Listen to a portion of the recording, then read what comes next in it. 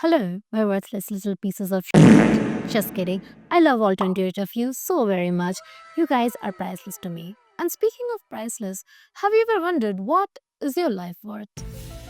Like, if you could boil down all your life's contributions and happiness and influence into some monetary value, what do you think it would be?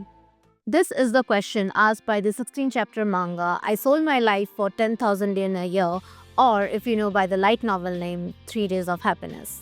The story basically follows 20-year-old Kusunoki stuck in a dead-end job and brokenness who decided to sell the last few remaining of his books and CDs in the hopes of getting some cash out of it. The shopkeepers of both the stores tell him there is this place where he can go and check his life's worth, like money worth, and he can get some cha-ching in exchange for his lifespan, health, or time. Now, surely a human life is worth a lot, right? Wrong. This man's entire life worth is worth at only 300,000 yen. Devastated but desperate, Kusunoki sells all 30 years of his life, leaving him with only 3 months. And because people tend to think they can do whatever they want in their last year of living, they assign him an observer named Miyagi, so he doesn't go full GTA mode.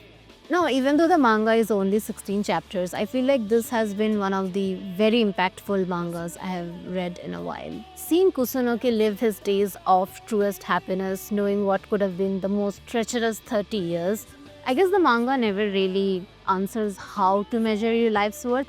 Instead, it tries to communicate how you spend your life on Earth.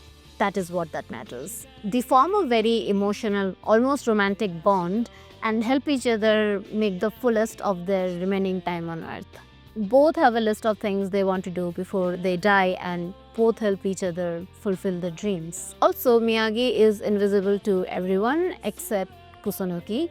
And at times it feels like he's having a very passionate conversation with thin air. And since it's a very small town, they almost become kind of a celebrity. It is so beautiful to see Kusunoki treating Miyagi as like any other girl who exists in reality. And even though there is occasional bullying, the townspeople eventually accept both of them. Miyagi has been forced into the observer job as a kid, and for the past 10 years, she has been invisible to the normal eye. For the past 10 years, she has yearned to be seen, and Kusunoki and the townspeople give her just that. What makes this manga particularly brutal is how it handles Kusunoki's backstory. Like, there is no tragedy or major villain that ruined his life. Instead, we see a talented kid who, through multiple decisions and indecisions, ended up nowhere. And that makes you confront the uncomfortable truth that maybe most of us are not living our best potential because we chose the path with the least resistance, and one day we wake up and where did a life go?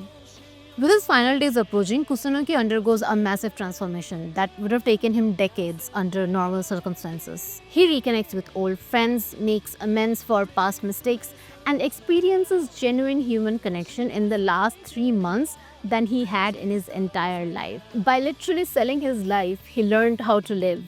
And that irony is beautiful. I feel like 3 Days of Happiness taps into that anxiety of feeling like everyone else has figured out and I'm still here understanding the rules of life. Without spoiling specifics, the ending delivers a bittersweet conclusion that reframes the entire story. You don't need a death deadline to start making meaningful connections. You don't need an observer to hold you accountable for your choices.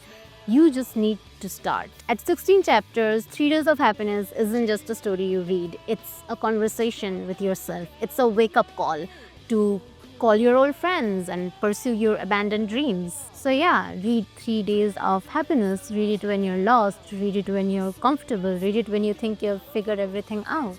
Because regardless of where are you in life, I think we all need a reminder that tomorrow does not need to look like today. Your life has value. You just need to realize it. At least that's what I'm choosing to believe. And that's it for now. I'm getting late for my mental breakdown, so bye bye. See ya.